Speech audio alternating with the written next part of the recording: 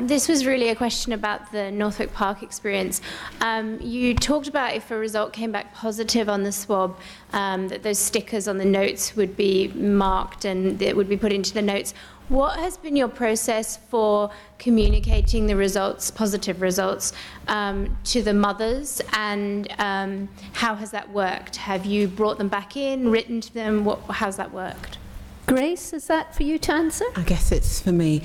The community midwives or the midwives in the clinic will actually discuss the results with the woman when they see them face to face.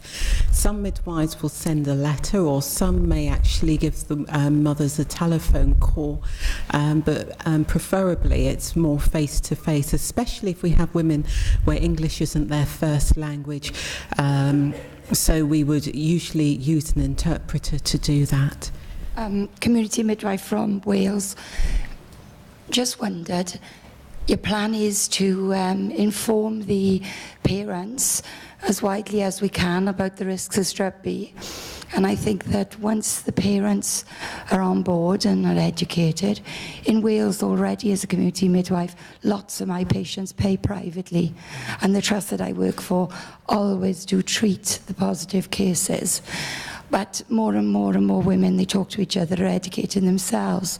Do you think you might have to catch up? Because I don't think many parents will wait for the trials to agree to testing. They'll possibly want testing at 35, 37 and at delivery. Because they won't want the risk and they won't be worried about the money. Thank you. Does anybody on the panel want to comment on that? Alison, what's your experience of parents? Do they say if the test had been available, they would have accessed it privately? No, if I'm honest, I haven't been asking them the question. No. But I think that, I mean, I don't want to go on about Montgomery again, but I do think Montgomery raises some very interesting issues, and I think in future it is certainly something that that I will raise. But no, we haven't been raising screening with parents. But this is, in a way, a point that's come up regularly today, that, in a sense, if we ask the women, they'll maybe give us a different answer than we're using in our own practice. And that's what you're saying, isn't it, is your experience from Wales. Okay, yes, sorry. It's really interesting that you're getting a lot of people knowing about GBS, which is great. With the data I showed there, 57% people hadn't heard of Group B strep. This is a small study. We've actually conducted a much larger study as part of my previous work. And you're getting 2/3 of people don't know what Group B strep is. And this is pregnant women specifically. So I think what we really need to do is get out there and raise awareness of Group B strep.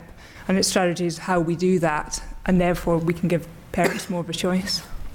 Fiona, it's interesting because you did say in your presentation about, the problem of women getting really quite frightened in the way things are portrayed in the media. How easy have you found it to give women high quality information that isn't completely scary? Because it's a real challenge, I think, for midwives and obstetricians. I think it is quite challenging, but it is quite possible because we do have quite a lot of facts. We can give quite good numbers on, the percentage who are going to get colonised, the percentage who are going to be at risk of invasive disease if you don't do anything. And those numbers are tiny. And actually, if you are able to sit down with women and talk it through in that way, then you're able to allay a lot of fears. And if you're, in our setting where you say, well, we've got this positive result, we can do something about it, that's great. What is tricky is the case that you're referring to where people know about it, but there's nothing we can offer. And I think that's what's really tricky. Okay. Anyone else on the panel want to comment on this one before we take another question? Yes. I'm just wondering, I don't know if anybody knows, what the incidence is of sort of self-referrals to private laboratories. Has that number increased? And I have to say that in the private sector, offering screening is virtually across the board. And it's another problem that we've got of a double standard that's clearly developed, that if you're having private care, I would guess that probably 99 out of 100 women in the UK will be offered screening and will take it up. And again, this brings us into conflict with this double standard. If this is something that's become absolutely normal and standard in private practice, shouldn't at least be something we should be mentioning to women in the NHS, so that if the worst comes to the worst, they can pay the 35 quid that it costs them to do the test themselves. I mean, it is, I think, a matter of equity and choice. But more related to the choices that potentially might change should they have the screening, and how that is potentially communicated to them. Like you mentioned, Grace, about women who wanted a home birth and how antibiotics wouldn't be offered if they wanted a home birth, and that sort of information, you know, if women are having the choice of screening, but then do they actually realise the implications of what it might take away from them if they did want a home birth? But also that brunt, you know, that sort of information sharing falls on midwives, and I think midwives are already quite overstretched in terms of the amount of time that they have in antenatal clinics and that sort of thing about sharing that information. And then secondly, the information about the overuse of antibiotics, and Dr. McQuaid, you mentioned that your survey showed that the women were satisfied with the information that they were given in the leaflets, but going forward, if we're offering screening, and I do wholeheartedly agree with Professor Steer that I think women should be given the opportunity to make an informed choice, but that should include the opportunity to make an informed choice knowing the overuse of antibiotics and what that could cause, and then also their choices related to where they might be able to give birth. And I just wanted to ask how, you know, long-term, how maybe Northwick could potentially face those sorts of challenges. I think what's important is that women have informed choice, and so that's the reason why we give them the information really early, so that women can take that away and really digest the information, and then they've got plenty of time to actually ask questions.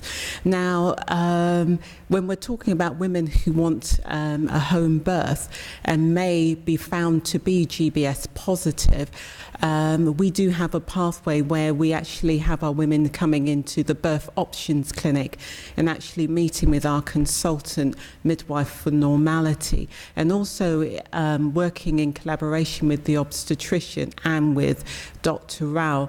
And at the end of the day, we can't say to women, no, you can't have your baby at home, but it's very much about making a plan to ensure that the mother is well informed. So she's well informed in the screening that we offer. She's also well informed about the options that she has and where to give birth. So I think at the end of the day, as long as we are giving the information and telling what the pros and cons are from all angles, then if the woman is fully informed, then she makes that choice. Fiona, this is where the whole issue of risk becomes really difficult, because if you take that issue, let's say a multip trying to decide where to have her baby, clearly the risk-benefit equation for her of delivering at home falls on the benefit side if she's had a normal pregnancy before and so on. The risk of anaphylaxis, as we've heard this afternoon or today, is actually seriously low. And then you've got the risk of the GBS coming in. How can we help women to balance up all those risks and get a relativity between them? Have you got any ideas? Because that's the challenge, isn't it? I mean, this is a sort of question you get in a medical school essay about define risk and discuss risk. It's really difficult, and risk means something different to everyone. And for someone, the most important thing might be for her that she has a home birth because she believes that that's how she's going to bond with the baby, that's going to be her perfect labour experience. And she's willing to take the really relatively low risk of GBS as well. I know, I was meaning though that we gave her the antibiotics at home, you see. Oh, I see what you mean, yes. Yeah. Well, I think it's probably a community midwife who needs to make that decision. It's not something that I would have to do. But, I mean, potentially that is an option. We need to think of other things. And antibiotics aren't the only way as well. If you don't have antibiotics, I mean, we did have a lot of cases where the antibiotics didn't get in time because someone delivered early. And the option for that was enhanced observation of the baby for 24 hours. That's another option. They don't have to have antibiotics. So there's an element of choice here. We just need to give women the information. Oh, thank you, Fiona. I'm actually really glad you've finished on that point, because I think that's one thing we haven't really addressed today, is just because you screen people doesn't mean they then need to proceed with the treatment. So, and in a sense, that's one issue, I think, Phil, that we've, not really pulled out to the panel. But I'm going to have to say thank you to you all. I'm sure there's lots more questions. I've certainly got lots more I could ask. But it is 5 to 5, and we do just need to conclude and sum up. So thank you all very much for your presentations. Thank you.